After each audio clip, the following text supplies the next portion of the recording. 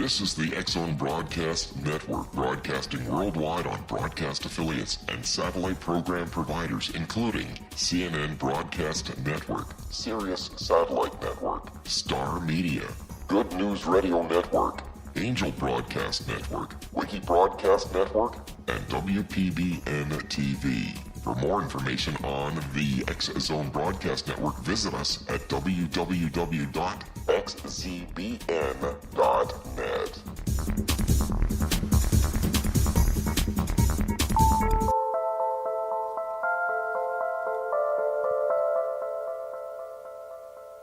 Hello, everyone, and welcome back to Paranormal Stakeout on the X-Zone Broadcast Network. I'm your host, Larry Lawson, here to guide you on our continuing journey to locate and document evidence of all things paranormal. And tonight's happy to have with us as a guest to continue our quest, Coyote Chris Sutton, who is a shamanic practitioner and paranormal investigator with over 20 years experience. He describes himself as a normal guy who found himself with 1 foot in the world and 1 foot in the world of spirit. Chris has received training in the Native American traditions of the Lakota and Si-Si Wiss medicine and shamanism with English influences. He is currently a member of the Red Cedar Circle of Southwest Illinois and has also been trained in many of the psychic arts such as numerology, tarot, and dowsing.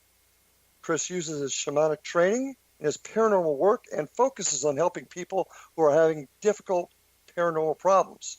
He has appeared on the TV shows Ghost Lab and Dead Files Revisited, as well as a number of radio shows and podcasts. Coyote Chris Sutton, welcome to Paranormal Stakeout. Thank you very much, Larry. It's a pleasure to be here. I got to ask you, man, Coyote, where does that come from? Coyote it means two different things. Where I used to live at, I've always lived by big rivers and things like that. And so I lived by the Kankakee River, which is in northern Illinois on the west side. And I was walking down there one day by the river, and a coyote came out of the brush. And I mean, about 10 feet away from me. That just kind of stuff doesn't happen. And he just stopped and looked at me for a couple seconds and just kind of moseyed right along. And that was kind of my first foray into seeing coyotes. Now I see them pretty frequently. And when you see an animal a lot, especially an animal that's it's not too uncommon around where I live, but you start seeing them frequently, it means that's kind of your medicine. And also a coyote in the history and the mythology, so to speak, of the stories is often the trickster character. And they are people who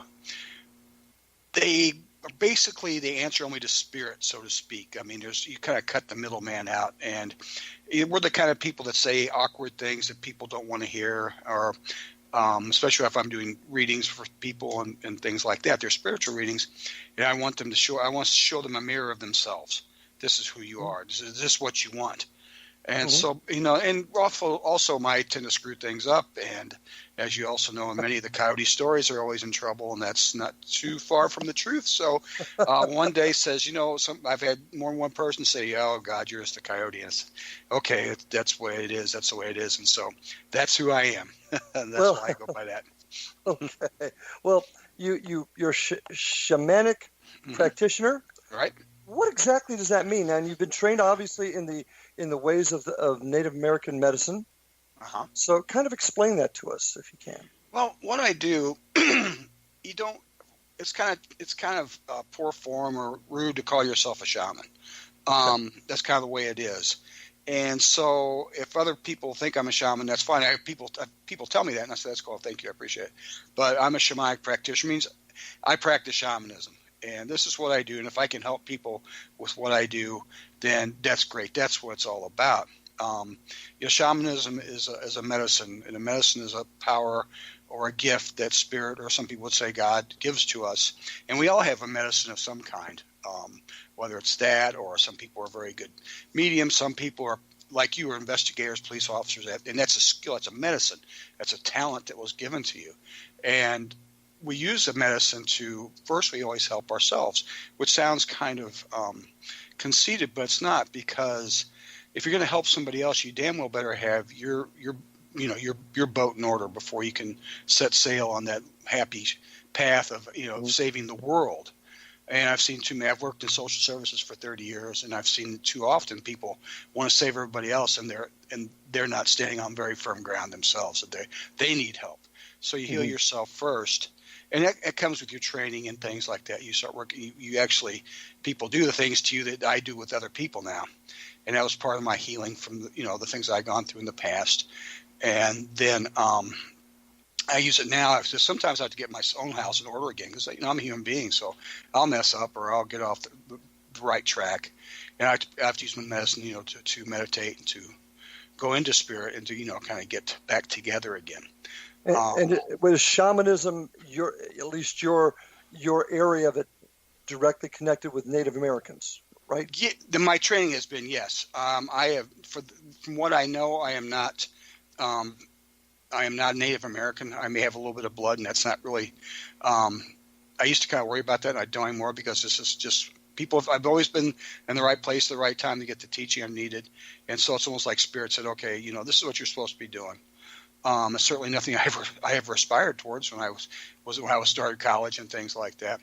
But yeah, I mean that's what I do. And I receive this training from people because I guess I have a good heart, and so two different groups of people from two different traditions saw fit to train me in some of the ways of shamanism. Obviously not everything that they knew, because there's some things are reserved for the people of the tribe, and you stay away from that kind of stuff. Well, we're about ready to take our first break here. When we get back, I'd like to talk to you about your training a little bit and how that fits into your work with paranormal research and investigation. So stay with us, folks. We'll be back in just a couple of minutes.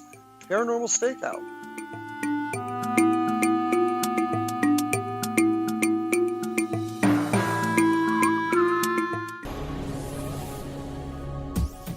This is the X-Zone Broadcast Network, broadcasting worldwide on broadcast affiliates and satellite program providers, including CNN Broadcast Network, Sirius Satellite Network, Star Media, Good News Radio Network, Angel Broadcast Network, Wiki Broadcast Network, and WPBN TV. For more information on the X-Zone Broadcast Network, visit us at www.xzbn.net.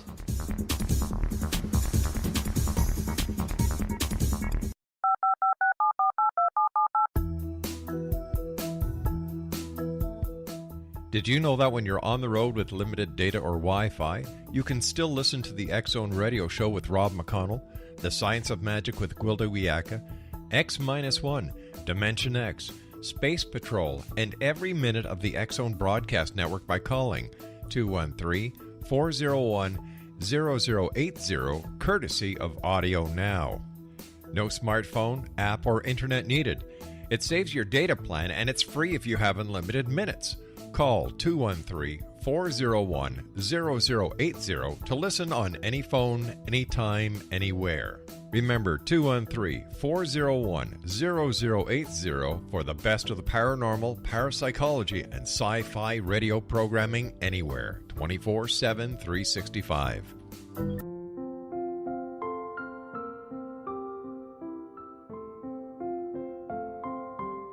I am Dr. Carl O'Helvey, founder, president of a new cancer foundation focusing on evidence-based physical, mental, and spiritual interventions, including natural cancer cures, prayer, meditation, affirmations, nutrition, and other related holistic cancer prevention and cure modalities. These are used in cancer education, research, and financing care. I ask for your help to continue this important work by donating at www.holisticcancerfoundation.com.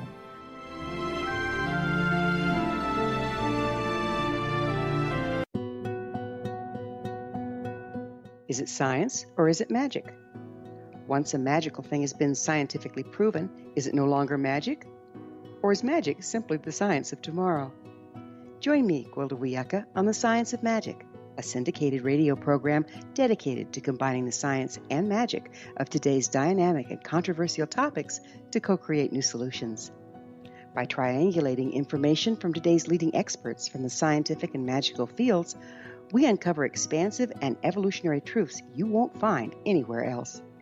Join us daily on the X Zone Broadcast Network, xzbn.net, as I interview the shared thoughts with the amazing guests from both science and magic.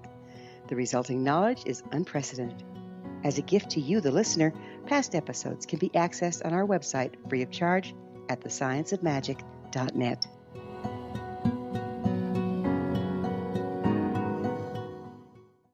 Little children aren't the only ones afraid of the dark. Millions of soldiers return from war zones with PTSD, anger, frustration, fear, and loneliness, much of which surfaces during the darkness of the night.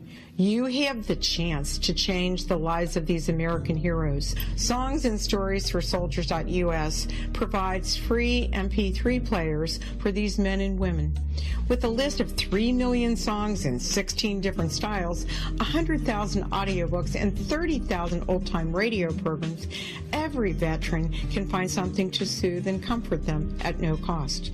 All our players contain an 8-hour audio program designed to help veterans fall asleep. With 1,500 plus vets now participating, it's our goal to deliver 10,000 audio players this year. Go to our website at songsandstoriesforsoldiers.us.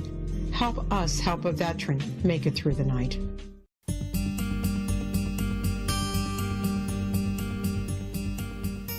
And welcome back to Paranormal Stakeout with my guest tonight, Coyote Chris Sutton. Coyote, just before the break, we kind of started talking about your training, and I don't know that folks really understand what a shaman or a shamanic practitioner is, what kind of training. So let's touch on that a little bit here. Okay. Basically, and there are shamans in almost every tribal culture. United States, North America, Europe, Asia. You go into all these different places. There's some type of shamanic tradition. A shaman is somebody who goes to like a spirit world and communes with the spirits there to find out information about how they should heal somebody, how they should help somebody, and what are things they can tell them, maybe the things about their path that they need to know about, that the spirits know about that we don't. And then to take that information and bring it back to the people. And that traditionally is that's a very basic, because everybody's got different ways of doing things. But that's kind of it in a nutshell, is that's what the shaman does. The shaman is intercessor for the people with spirit. We are the gateway to spirit for the rest of the people in our group. Obviously, we don't live so much in tribal cultures anymore, so you don't see local shamans very often because people don't do that sort of thing until you get to unless you get to the reservations. And there are groups like the group that I'm in here in southwestern Illinois. What meets it's a shamanic tradition, so we all practice. We call it the medicine. We practice the medicine teachings. And so let me ask you this question real quick. People hear the term medicine man. That would be a shaman, but the medicine is not an aspirin. The medicine is a spiritual medicine. For most cases now, there are some people, they call them plant doctors. In the Sioux, it's Pajuto Wakan, which means plant man. And those are the people who go out and get the natural herbs and the natural plants and things like that for that type of medicine. So in some respects, you do have that. Those are the plant doctors that, because there's all these natural remedies out there, and, we can read about them or see them, a lot of different places, but that's what these guys, that's what their specialty was. And sometimes you would cross over. They would also do both things, but there can be delineation between the two, but it can also include natural herbs and roots and things like they use for healing. In your group, do you have a lot of Native Americans involved with that group? Are they the ones that have instructed or taught? Yes, our teacher is Johnny Moses. His medicine name is Wistimini, which is walking medicine robe. And Johnny has come down. He lives in the Seattle, Washington area, where the Si-Si Wiss medicine's from. It's from the Northwest Coast. And Johnny has been the one to come down to bring us the teachings. And so many of us are pretty versed now, so we can actually pass that along without Johnny having to be here. So we're actually pretty far away from the source where we live. And the people, the tribes that you work with, have no problem sharing their knowledge with non-natives? Some tribes are really touchy about that, and it gets down to really down to people as to tribes. Some people don't like that at all. However, in Johnny's case, there were 5 people who were sent out by the elders of this medicine tradition to teach whomever had a good heart and wanted to learn. And so the Si-Si Wiss teaching, it's called the Way of Peace because it is intended to draw people from any tradition to come and sit in a circle. Most of our circles what we call open circles, where you can bring in teachings from, if you want to bring teachings from the Bible, you can bring it in, or from other native traditions or European traditions, you're more than free to do so. And then there's also a more strict way of doing things as far as the way we do healing work and things like that. But yeah, this was set up in a way to where because every tribe, or most tribes, has families or separate families and society subgroups within them, and they have their own medicine teachings. Now, those aren't brought out in the Si-Si Wiss way. It's more of a generalized thing, and so it doesn't really cause as much trouble. Now, sometimes, and I understand completely, some people, some Native Americans, think none of this should be shared, and I understand why. It was a rough deal that these guys got, and they're still continuing to get in many places. So I get that, but it's like, I look at it this way, Larry, is that the same spirits that whispered to them and to their ancestors whisper to anybody who will listen. Mm-hmm. And I just I finally listened one day, and my goodness, there it was, and so that started me on the trail, on that path. Yeah, and I want to talk to you about your path in just a second, but shamanism with an English influences, is that what you? Yeah. What exactly are you trying to say there? That was a friend of mine named Alan Tickhill. And Alan had had a group over in England called the Raven Lodge. And what it was is some of the more traditional, the drumming and things like that, with some what you might call Wiccan or Celtic sort of influences in there, and how they went around doing things. It was just a different little flavor to it.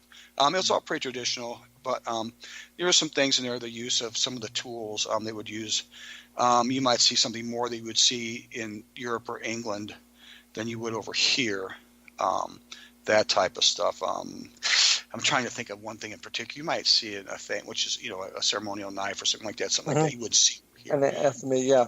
So that's what I was wondering, is if this did have a connection to the Wiccan belief system at all, and it sounds like there is a connection there. Okay. Do you deal with Wiccans in Illinois? You're part of the area. Are they connected with your group at all? There's some around there. They're not always directly connected with us. There's a pretty strong pagan community. I live right across the Mississippi River from St. Louis and Missouri, and there's a pretty strong community there.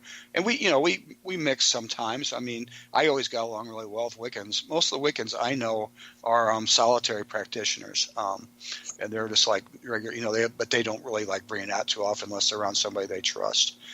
Sure. They're pretty quiet about it. A lot of them are.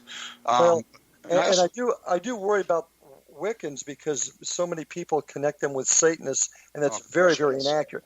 Very inaccurate. So that's interesting. So go on. I didn't go ahead. Oh no, I mean, you're right. Wiccans are the ones I've met are all pretty good people. There's no more evil than anybody else, and then the things that we do. I mean, it's all about helping other people. That's what their world's about. Yeah. Now there are some people that are off. You got the practitioners of chaos magic and things like that who. The normal saying is "do as thy will, as long as thy hurt no one." They're more like, "Well, do as thy will," and if there's collateral damage. So a Crowley thing. Yeah. Now, I mean, there's there's a line. They're not definitely. This doesn't mean they're cruel people, but it's a little different. So there's all these different factions and things in the world of magic and Wiccans and things like that. It's hard. Well, and so many of them they take the basis of the Wiccan belief, and then they become very they personalize it. They head off in their own direction, and that makes the term Wiccan actually it's not just one religion. It's many belief systems. Many times it's the decision, the personal taste of the practitioner. So that's exactly right. So, and most shamanic traditions can be some. I shouldn't say most of them. I don't know most of them, obviously. Intimately. Some of them can be very strict, and some of them, like the one I'm in, this is Si-Si Wiss medicine. It's not as strict. I'm allowed to, or I feel like I have the permission to do different things, because basically if I go to do something, whether it's to do some paranormal work, or to do a house cleansing or healing, or even to do some psychic work, I have all my stuff in a big backpack. All my stuff. I can do anything I can do out of that backpack. And I get there and I said, okay, so I kind of, all right, Spirit, what do you want? What should I do with this? And I'm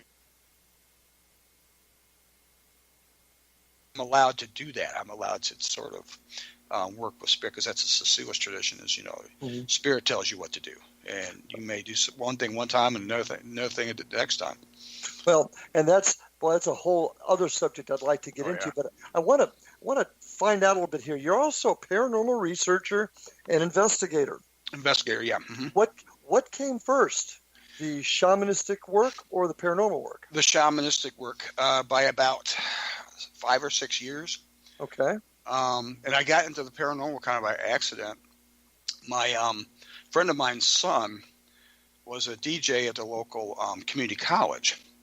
And he came to me. He goes, "Hey, Chris, can you do ghost hunting? We want to do a ghost hunting show." Because the place at the school, and I did my first 2 years of college there. Well, it's first 3, I guess, but it took me a while to get through school. But anyway, it was an old women's college. It had been there since 18-something, so it's got some really old buildings in it. So it's got some pretty neat little things going on there. So anyway, he asked me that, and I got to thinking, well, I deal with spirits, ghosts or spirits. Yeah, it's pretty close. Why not? So we did it, and I had a lot of fun. Now, see, this is before the gadgets and stuff. I guess you could have run tape. That was about it. We're talking 1998, I think it was. Right. 97, 98, a Halloween night, one of those deals, all night. And I don't do all nights anymore. I'm too old for that stuff. But anyway, I did them. So I'm walking away in the dawn, the sun's coming up. But we had, when I hunt, I go by feeling. I do keep a couple gadgets with me. I use a K2 and I use a millimeter. That's about all I have. But I trust my senses. And so I go looking that way mostly. And I'll try to commune with spirits if I feel it's okay. And I can tell through, when you're dealing with your energy, because we all have energy in our bodies. And part of the shamanism is learning how to manipulate that energy to get it to expand or to move in a certain place. And so you can feel things. And if it feels okay, then I might try to, and I'm not a medium very well. I'm kind of a medium rare. I'm a medium rare, basically. I get stuff, I get words sometimes, but not very often. I mostly get images and feelings. And then so you have some psychic abilities. Yes. Okay. Yeah, right. Because I was trained also with my psychic abilities separately from the shamanism, kind of. Although my teacher for that stuff was a Mohegan Indian, and he was also a shaman as well. So everything I do is interlaced. The wellspring is the shamanism, and everything is connected to that I do. So yeah, when I do ghost hunts, I basically trust that.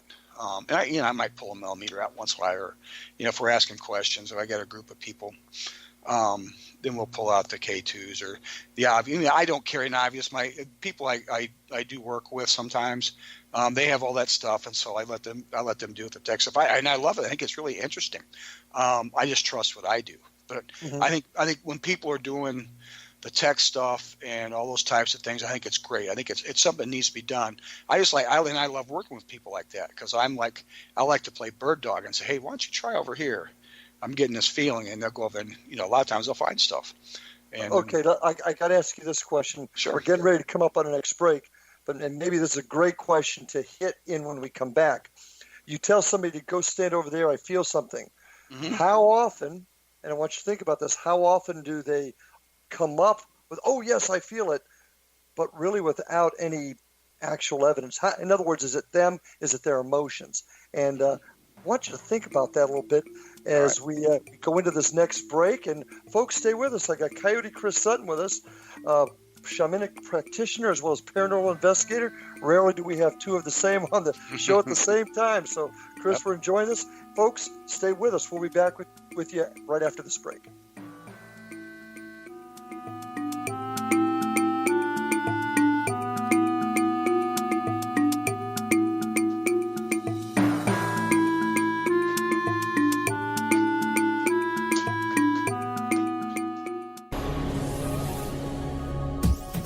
This is the X-Zone Broadcast Network, broadcasting worldwide on broadcast affiliates and satellite program providers, including CNN Broadcast Network, Sirius Satellite Network, Star Media, Good News Radio Network, Angel Broadcast Network, Wiki Broadcast Network, and WPBN TV. For more information on the X-Zone Broadcast Network, visit us at www.xzbn.net.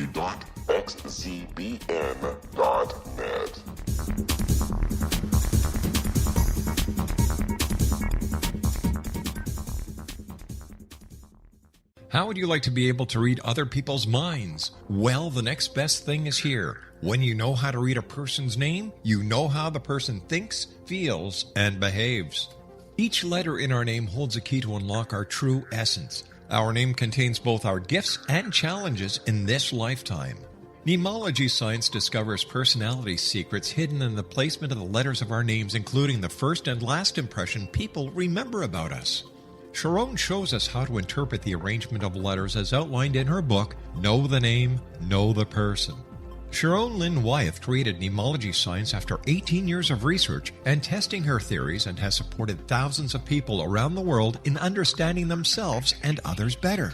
You'll enjoy Sharon's unique teachings as she shares her system to learn the gifts behind your given birth name. Even if you don't like your birth name, there are jewels in this book.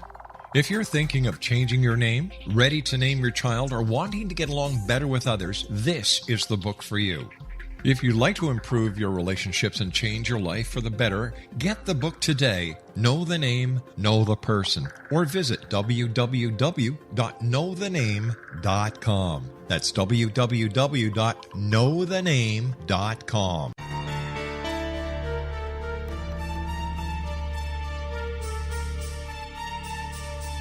Hello, I'm Justina Marsh, and with my dad Pete, we are going to present a new show called Too Good to Be True. Together, we are aiming to discover more truths about this world and beyond. Do you have unanswered questions about the world? Do you ever wonder about aliens, conspiracy theories, or the universe?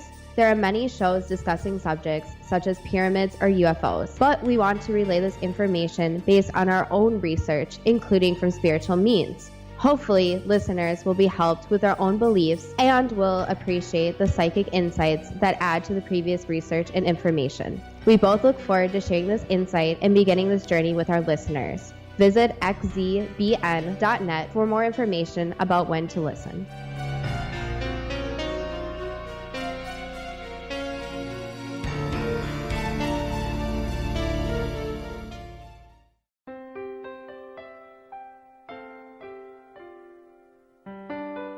Ancient prophecies, legends, and current events indicate we're entering a high-frequency era supporting enlightenment. During expansive times, old rules fail, necessitating access to the ever-shifting currents of life for guidance.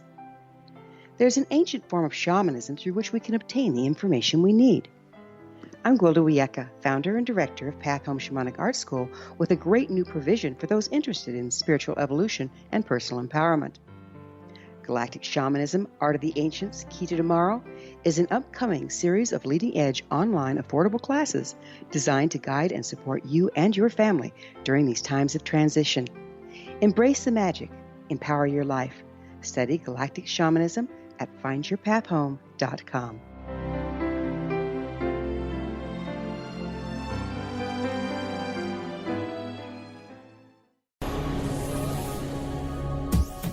This is the X-Zone Broadcast Network, broadcasting worldwide on broadcast affiliates and satellite program providers, including CNN Broadcast Network, Sirius Satellite Network, Star Media, Good News Radio Network, Angel Broadcast Network, Wiki Broadcast Network, and WPBN TV. For more information on the X Zone Broadcast Network, visit us at www.xzbn.net.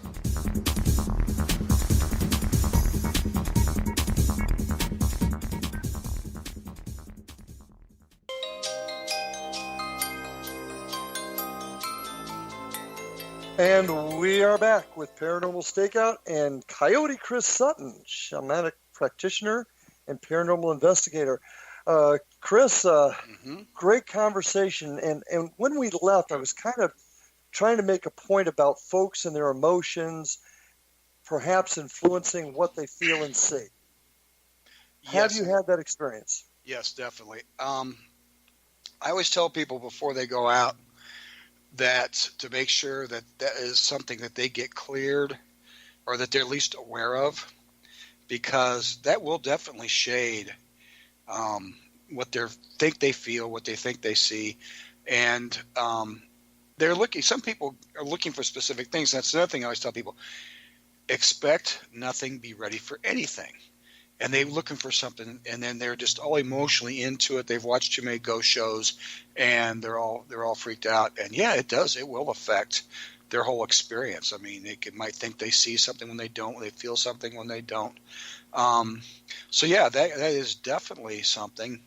And then, on the other side of the coin, you have people who are empathic and don't know it, and you get some spirit that will come up and will, kind of latch on to them. And some spirits are very troubled. Mm-hmm. And we'll be having a nice tour or a nice investigation, and next thing I know, there's a person sobbing, and it was happy 2 seconds earlier, now sobbing their eyes out in all kinds of emotions. And that's what's happened, is that the spirit has touched them. Their energy is transferred, and they transferred that onto them. But yes, that's where the other side comes. But for your question, yeah, I think it does, definitely. Well, one of the things that really concerns me, and I'll tell you right up front, based upon my own experiences, I believe people have gifts, mm-hmm. but there are also so many charlatans out there, so many people that, they're really not trained, but they'll tell you they are, right. And they'll end up casting a dark shadow on the field. Mm-hmm. What have you been able to do to combat that? As far as your work, your training. The best way I can combat that myself, and you and I have both seen these Twitter wars and all this other crap from somebody thinking that they need to hold somebody else accountable and call them out and all this stuff. And it just gets to be a nightmare. Best thing I can do is be the best person I can be, to be as honest as I can be, and to have as many, have good ethics. Mm-hmm. I've seen people in this field they'll go to investigate a house, right, and say, no, people have all kinds of problems. Say, oh yeah, you got a ghost, and you got all kinds of problems. We'll see you.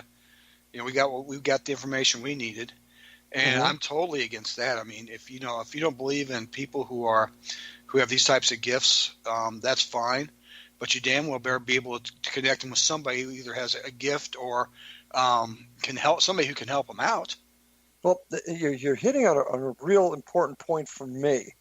I get very, very concerned about folks that say they're in the field, they proclaim to be certain things, they don't have the training, they don't have the experience they claim to. They go mm-hmm. into a house and they say, I'm here to help you, and they make claims they can't back up, right, and cause the client, if you will, even more pain in the long run. And those are the worst kind of charlatans, those that claim to help and cause more pain. What do we need to do to combat that? It's something I have actually given thought to, but the way, I'm not sure. I'm going to answer your question with a question. I know, do we call them out? I don't know. In my area, I know I try to, if I think somebody's off the rails, I'll say something to them. Mm-hmm. But you got somebody who's like, I know, let's say if I know somebody who lives in Texas and I see what they're doing and I know it's not legit. Well, am I going to start a big Twitter war with them? Was it lousy where somebody said, never argue with a fool because somebody will walk by and not know who the fool is, And so, I see your point. I do, but I do get concerned about people being hurt by folks that are claiming to be something they're not. Right, and I put that out there frequently. It's like, if you're not there to help people, you're in it for the wrong reason. If you're just in it for your own glorification because you want to get this evidence you can present on the internet, or if you want to make your own TV, you want to get your own TV show, that kind of stuff, you're in it for the wrong reason. But that's the work of my life. Has always been about helping other people. But how do you combat that? I mean, just to remind people. I mean, basically to remind people who might be needing those services that to make sure that they are getting the right people to shop. There's always going to be in any business that you whether it be a plumber or a banker or something. There's always charlatans out there. There's always people looking to take advantage of you. Mm-hmm. And so you educate the people the consumer, so to speak. Okay. So you put out there as much as you can. This is how it's supposed to be done. If the people you're calling aren't doing this, or they are doing this, and it's causing the problem to get worse. I love it when they go in there and they get an entity all stirred up, and then they pack up and leave. They piss something off and they leave. It's kind of like the friend you used to have, and you go to bars and stuff, and they start fighting, and they sneak out the door. Exactly. It's one of those deals. Exactly. And go ahead. I'm sorry. No, go ahead. You got it. Well, it's just a big bugaboo. I've seen people do that. They'll go in, we're here to help, and all they do is create more havoc. And I think if we are going to advance this field now, and we come at it from many different angles. I come at it from more of a investigator research aspect. You come at it from more of a spiritual aspect, but it still affects all of us. And until we can figure out a way to keep people that shouldn't be out there from hurting others, we're never going to be able to advance as far as we need to, as far as credibility. Maybe that's the word I'm looking for. So you have to figure out. You almost have to figure out a way to police the field. Exactly. And that's kind of the hard part. Is who's going to be the policeman and that type of stuff. I mean, you almost need a regulatory board of some kind, and that's what most. If your plumber's licensed and has all these other, they're whoever works for them has to go through all these things. We don't have the same way to license somebody. Well, no, and that almost sounds a little funny saying it, but I'm a big proponent of that. Coming up with a regulatory system may not be the word I'm looking for, but certainly a system where people may have to meet certain standards and are held accountable. Right. And that's and I think that's in the future, and that's something that I'm personally pushing for. And we can bring all of our areas into this fold and create a standards and training type of commission, if you will, to help regulate it, so we can help people, and we can increase our credibility among others. But that's a soapbox for a different day. I want to. Well, go ahead. Well, no, that's great. I mean, and if you need any help from my side of the street, feel free to get a hold of me. I'd be glad to help. Well, I'm all into that because to me, and I've preached this for years that anybody who'll listen, and so it's like, you should have your tech guys and everything else, but you also should have a sensitive or somebody who knows what to do in a situation where something goes wrong. Mm-hmm. Exactly. You need somebody, on both sides that they can from your training, you know what to do in an emergency. And we need the same type of thing. I mean, I know what to do in a spiritual emergency. This is actually on YouTube, and I didn't know it was being shot at the time. I was doing an investigation with a group. There was an event down in Texas, and a veteran investigator and a great guy, and he's the one that posted. His name's Alejandro Dominguez, and no, Ryan, I'm not paying for that. I'm sorry, that's for our producer. But anyway, that's a side joke, folks. Sorry about that.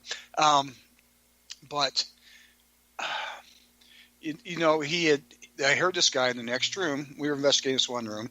There was a really cool vortex in there too. I was really having a good time, and all of a sudden I hear this guy in the next room go, "Yeah, you can use some of my energy if you want to try to talk to us or manifest." I thought, "Oh no." And sure enough, the next thing I heard, now I had a group of people with me, so I couldn't go over there at the time. They go down, they take this guy down the stairs, they say, hey, something's wrong with Alejandro. So I'm like, oh gosh, so I get down and I find one around the parking lot. And so I sit him down and, did some medicine work with him. And I think it's the name of the video is Shaman Rescue. If you ever want to look it up, it's on YouTube. And it actually shows me what I do. I did smudged him, put some white lye into him, hold a stone to take the negative energy out of him, and brought him, got him back to where he was oriented again, because he was pretty disoriented. But yeah, and that's one of those dangerous things that people do that. Even an experienced person gets so caught up in the moment that they say, oh yeah, I'll use some of my energy, and that's a dangerous permission to give. Yes, I tell people, don't do it. Don't, and I cite that what happened. I consider this guy a good. One of the best of us, and he just made a mistake. Mm-hmm. And so, so it shows that, and so you need somebody there who can deal with that sort of thing and not turn tail and run and leave the dude wandering around the parking lot with with this negative energy sticking to him, or his energy taken out of him. What we do is just rebalanced him and got some energy back into him, and he was fine. But the bottom line is there was somebody there to deal with the problem, and nobody tried to jump in and solve the problem when they weren't qualified to do it. So I totally agree with you. Well, I want to change topics just a little bit here, change direction a little bit, because your work as a paranormal investigator and your use of your spiritual background. What is your opinion on land being affected? Yeah, because I got so many people that said, well, my house couldn't be haunted. I'm the only one that's built. I built it. I'm the only one that's lived here. Nobody's died here. How could my house be haunted? Exactly. That's a good question. And that's one of the things I've been really starting to look into more and more over the last year. The first time I really started thinking about it, we did an event at the Farrar School in Iowa. It's a little bit north of Des Moines. Nice place. It's good and haunted. But the reason that we're thinking is, why is it haunted? There's no reason for it to be, because nothing. There's always some vague stories, but there was nothing there really that would cause something to be haunted in what we think in a traditional sense. A murder or suicide. That, or at least all this. And you've been to, I'm sure, a lot of houses where there's been a lot of violence. That will do the same thing. That type of energy will bring spirits to it and cause it to be haunted. But you can't figure this out. It's a nice little school in a nice little town. Nothing really bad. But I was drawn to this out in the front of this tree. And this tree is very, very old. Hundreds, a couple hundred years probably. Very tall. But it had an energy all its own. And I felt, gosh, there's just this feels like a place that the native folks were very in tune to the land, much more than we are. We get kind of a vague feeling of it. It's like, this is a good place to build a house. It feels good here. But yeah, because it's got a lot of energy. And the natives are very in tune to that. They would have ceremonies in places like this. A place, in South Dakota, Bear Butte is a place they go to do we go to do to a vision quest and things. It's a very holy place. There's lots of energy there. So it's a good place to go do these things. But we'll stick a house or a school on these sacred, what I call sacred ground, because it's got all this energy to it. And there were ceremonies held there, we believe. And all of a sudden, all that energy, what does that energy do? It attracts spirits. Spirits are attracted to energy. And let me do this. I hate to do it, my friend, That's right. but we're coming up on a break, our last break for the show. So let's continue this story as soon as we get back. Folks, this is getting interesting. Don't leave us now. Paranormal Stakeout. We'll see you in a couple minutes.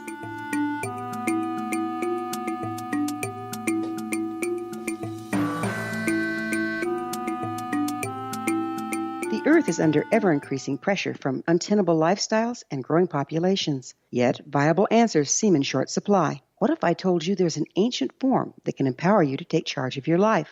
What if your entire family could be enfolded and supported by life itself, finding safe passage through challenging times? I'm Gwilda Wiyaka, founder and director of Path Home Shamanic Art School, with great news: an upcoming series of leading-edge online affordable classes based in an ancient form of shamanism, easily learned and used by your entire family. Galactic Shamanism, Art of the Ancients, Key to Tomorrow are a series of online adult and children's lessons instructing your entire family on natural law, how to cooperate with and be supported by the powers of the universe. Visit findyourpathhome.com to find these unique and powerful classes. This is the X-Zone Broadcast Network, broadcasting worldwide on broadcast affiliates and satellite program providers, including CNN Broadcast Network, Sirius Satellite Network, Star Media, Good News Radio Network, Angel Broadcast Network, Wiki Broadcast Network, and WPBN TV. For more information on the X-Zone Broadcast Network, visit us at www.xzbn.net.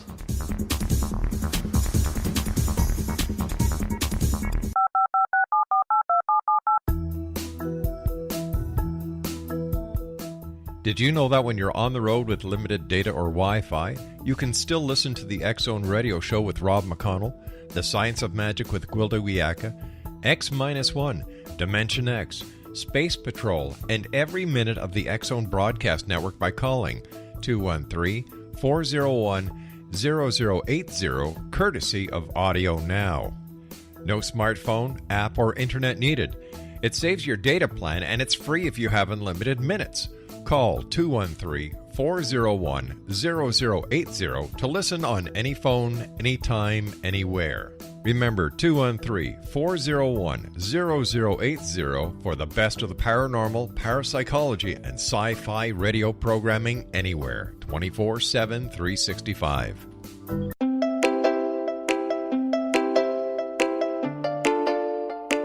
Are you curious? Do you want to learn more about how the world works and have fun at the same time?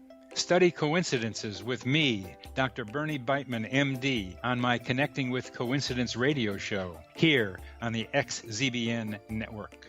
Listen to Jungians theorize, statisticians randomize, true believers evangelize, while I categorize. I dance to the rhythm of coincidences. People who experience me see more of them. Maybe something on the show matches a thought in your mind. Let us know. Expand your mind to the weirdness happening around you. Synchronicity spoken here, there, and everywhere. For more information, put Connecting with Coincidence in your search engine and find my website, my social media sites, and my blog.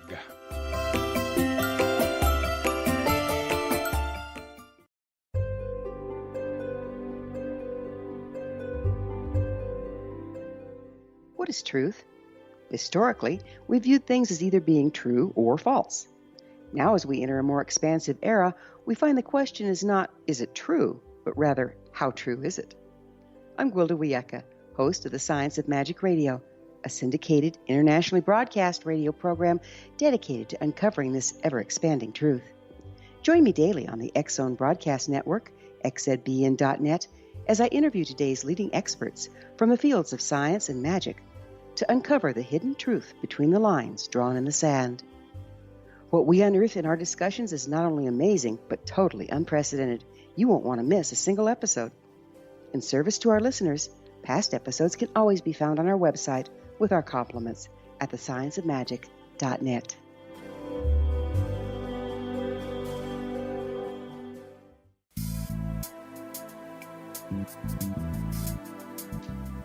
And we are back on Paranormal Stakeout with my guest tonight, Coyote Chris Sutton. I really encourage all of you to check out his website at www.coyotechris.com. A lot of interesting things in there, and a fascinating man, so I really encourage all of you to check out his website. I'd also encourage all of you to check out the great programming at www.xzbn.net, the X-Zone Broadcast Network.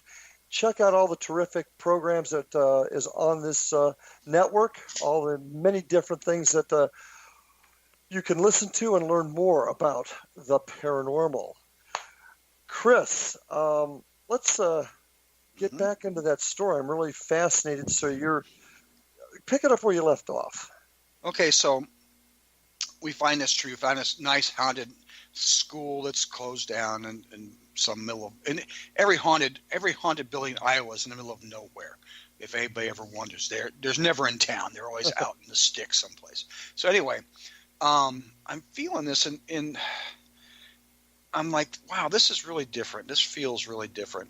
And I had talked to David Roundtree, and who's the other guy's name? He was actually in Fast and Furious. I forgot his name. Gosh, it'd kill me too. Chad. The guy's name, his first name was Chad. But anyway, they had done a show there, and they had done that place, and I was kind of intrigued by it then. So I had actually messaged, he and I are friends on Facebook, and I messaged him. I said, what do you think about this place? And I said, I get the feeling there's a lot of native influence. He goes, yeah. He goes, check out that front yard. I'm like, okay, so I'm on the right track. And he and I exchanged notes later, and we're pretty much in the same place. But here's all this feeling, all this, and you could put your hand on this tree, and you can almost feel like a current. I mean, this thing was so powerful. And not in and of itself because it was a tree, because of where it was rooted. And some places are like this. I don't know if it's because there's some type of crystal structure or what it is. And some people believe in the convergence of ley lines. I don't know if it has anything to do with that. I don't know exactly how those always work, but it was definitely an energetic place. You could feel it. Okay. And so I got to thinking, I wonder how many places that are haunted were built on some type of sacred land. And so that's one of the things I'm really starting to look into. We went to, and with this in mind, we went to this place in Missouri. It's called Valley Mines. A little bitty place just up the road from where my parents were born in Flat River, Missouri, which is, they even changed the name of the town. It was such a dreary place. But, and so we went to this place and had the second oldest house west of the Mississippi. It was built in 1749. At least that's what they said. And these houses were active. I had a really good crew with me doing the investigation, and had some other people come with us. And so we were getting these things, lots of readings, lots of K2 hits, and they got some EVPs and some of these obvious things that actually made sense. I'm not always quite so sure about that stuff, but there's stuff that did make sense. And so we're getting all these hits in there. And so I thought, I'm going to go outside. Well, actually, I got kicked out of one cabin because we had a medium with it. And she goes, they're scared of you, which does tend to happen. And that's a different story. Because part of what I do is my work is to help people with real negative, so I'm kind of trained in that, or some of my medicine's geared towards that, protecting people from. So ordinary spirits are sometimes scared of that energy. And so sometimes that's not the first time I've been removed, asked to leave, which is fine. And I'm never offended by it because I understand everybody to have a good time. So I go outside, and in the grass, all these little twinkly lights. So you think fireflies, but it was like, wasn't the right time of year. And plus they're all on the ground, just and the lights were white. They weren't yellow like a lightning bug. And you'd walk up to them, they'd disappear. All right. And you'd walk back, and they'd come back again. And people, we had people who were non-believers going, "Oh, I don't believe it. Good God, what's that?" And you couldn't catch one, anything like that. So you had all this energy, and you saw these lights going through the woods and things like that, and it was just so much fun. This place has had a very large native presence before the French. The French settlers had come in through there first. And so at the end of the night, we got everybody together, and we got in a circle next to the woods, and there supposedly where the people who ran the place, who lived around there, said they had seen, people walking around, natives walking around in there. And we got everybody in a circle, and I sang a Lakota song. I don't speak fluent Lakota, but I can speak, I could do a couple songs. Okay. And did one in that, and the trees, and I checked this out. Believe me, because I always try to debunk everything that happens first. The trees started to move like the wind was blowing, but and everybody there swears there was no wind, and just started swaying in response to the song. And the little lights came out again, and it was just one of the most coolest things I've ever seen. But here they put these buildings in this area, and there's just as much fun going outside, And so perfect example of the land being what's affecting the buildings, correct? Yeah, definitely. Well, definitely. Well, let me ask you this. You mentioned it during the story here too, and it's a great example of the land being haunted. I'm I'm actually a big believer in that myself. But you mentioned that you're called in for particularly dark situations. Mm-hmm. I have been. What qualifies you for that? God, I don't know. To be honest with you, is there a specific training course? Sometimes the guys that I'm in a group called the Dominion Ministry as well, and that's sort of their purpose is to go after the dark stuff if it should happen to rise. A lot of it, I talked to one of my teachers about, one of my shaman teachers about it, and he said that it's because it's one of those things like, okay, your medicine is what this is part of what you're supposed to do, and what I my little catchphrase is bringing light to the darkest places. There are some people who are chosen or equipped to face the dark like that, and I don't do battle or anything. I'm not gonna. Well, how did you know? How did you know you were equipped? I mean, and what I'm getting at here is what pinpointed you? Really, exactly. I was put in those positions without knowing and dealt with them. And those are those times like, you ask yourself, why is this? And also you get that feeling, it's like, this is what you're supposed to be doing. Spirit tells you, this is your job. To do these things. It just landed in your lap. Yeah, it landed in my lap. It's not, I got this whole shaman thing was never planned.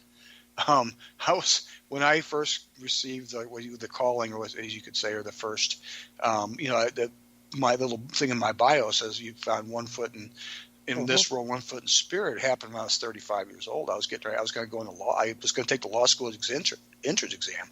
I had planned to do a law school, and this happened. It's like, oh my God, my whole life changed.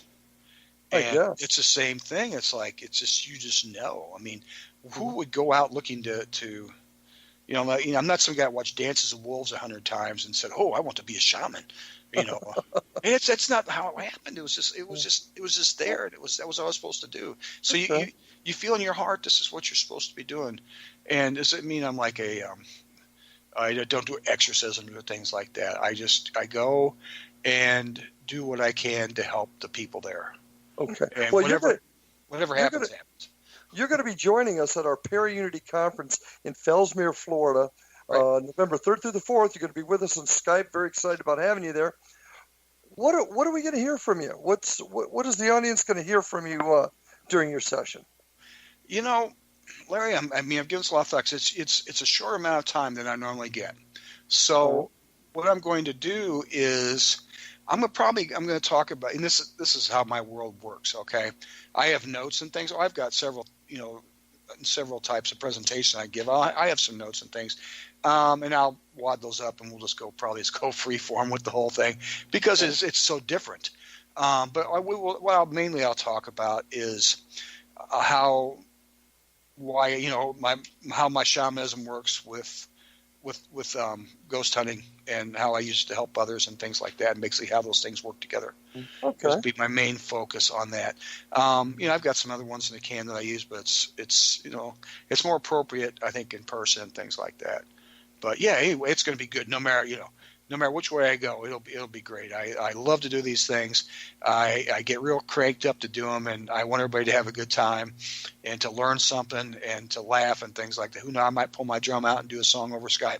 You just never know I never know what I'm going to do. And good. Well, we're looking forward to having you. I met Zach Bagans one time, and I looked at him. I said, "Hey, nice to meet you. Your show's pretty cool. How come you're still alive?" I had no idea I was going to say it, and it's like poor Zach. He looked at me like I wasn't right in the head, but that's me. It's Coyote, so. And that's your spirit animal, I assume. It's exactly right. Exactly right.